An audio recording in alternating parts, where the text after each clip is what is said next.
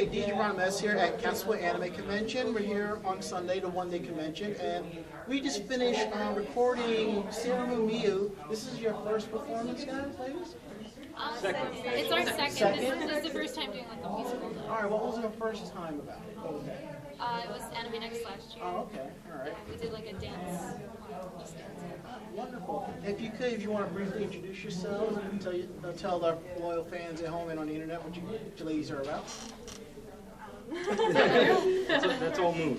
So April asked me about 2 years ago that we met in a Japanese class at University if we wanted to start a SeraMyu musical dance group, and we actually got a lot of close friends that we knew at the time together just to work out stuff and everything. And so last year our first panel was just mainly just dances, run-throughs, teaching people, talking about like what SeraMyu is, about the musicals in the past. And but this year it was more about actually getting people together and making like an actual musical and trying to get more members and things like that. All right. So what was this musical about? This one. Well, this is like the super abridged version.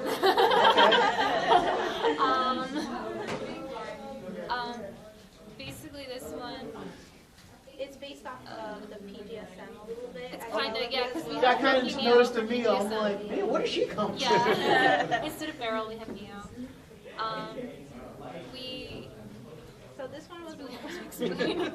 So this one was more about showing like how Mio was connected to the past with Senshi and how she was getting together and how she's trying to redeem more of Earth as she feels it should have been. How she feels that the Silver Millennium basically they had all the powers they could have. They were basically close neighbors to each other from Earth, but they just kept the power to themselves. And she feels that even Indian betrayed them eventually. So this musical was supposed to be about like trying to, I guess, save Mio in a way, but of course it's like a very abridged version. Yeah, and Mio was like a pop idol, so it's called like the Dark Kingdom's Deceit. So like you don't know that she's evil, and then she Now, do you normally when you're doing your current musical and in future ones you be reprising the same characters, or will you be like training in it? Maybe keep the same characters. I think there was that switch for. Originally, I think you were supposed to be Luna, and she switched to Saturn, you know, stuff like that. Although I'm a villain, I would like to switch to different villains every now and again. I've been for 2 years trying to let them get me to be Mercury, but they won't. And what in the world? Oh, boy. Sir, Whoa. sir, did you just, me? If you don't want me to record your panel, I would suggest you. Wait, but not only on computer. Press. Yeah, I'm we're doing an interviewing. interview. Oh, I'm so sorry. I will edit that. Got you. We're doing a dating game? No, we signed up for that. As you can see, when I go to cons, I don't travel alone. Alright, so let's see. Besides Sailor Moon, any other favorite shoujo animes or shonen titles? Madoka Magic. Okay. like Fullmoon no Sagashite. Okay. It's sort of online. I just heard about that. I heard it's really good. It was very good. And Hashino Series. Okay, alright. Any Brony fans? Yeah. Okay.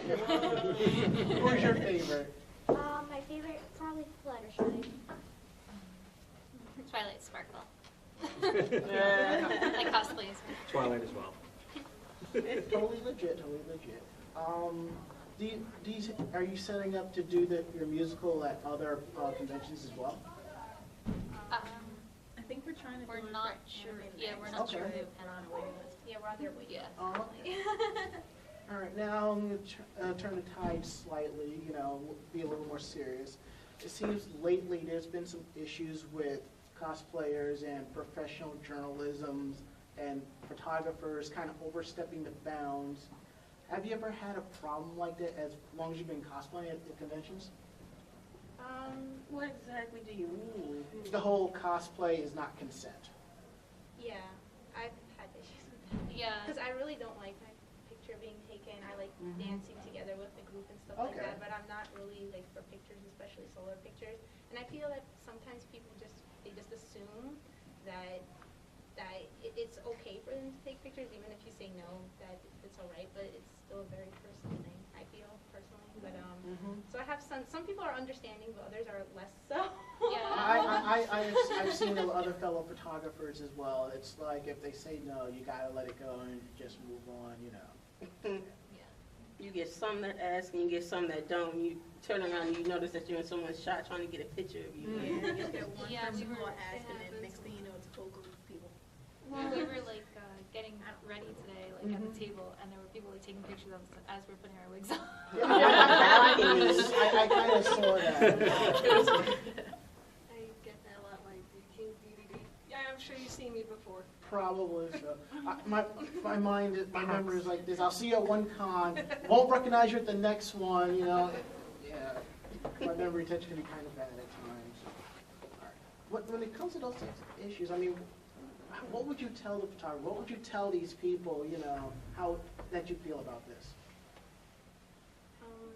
I just feel just personal space and just, you know, just respect people and that's it.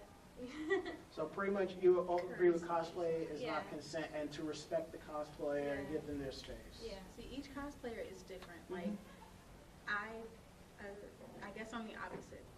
And like, I don't mind if people just jump out of nowhere and take pictures. Right. I guess to maintain the boundaries for everyone, if everyone asks, then there shouldn't be an issue, and then you'll take that note and keep going. I understand. Like, I do see this a lot, and it does bother me, you know. And now, have you been interviewed before by other photographers, journalists? Have they ever kind of like asked like that odd question, you know, like, what did you say? It's happened to you? Or? Well, not to me, to my sister per Yeah. se. Okay. What was that? What was it? Otakon? Otakon 2011. Yes. And this one photographer / videoist, Yeah. he came up to her and asked, you know, to take a few shots and do a small interview.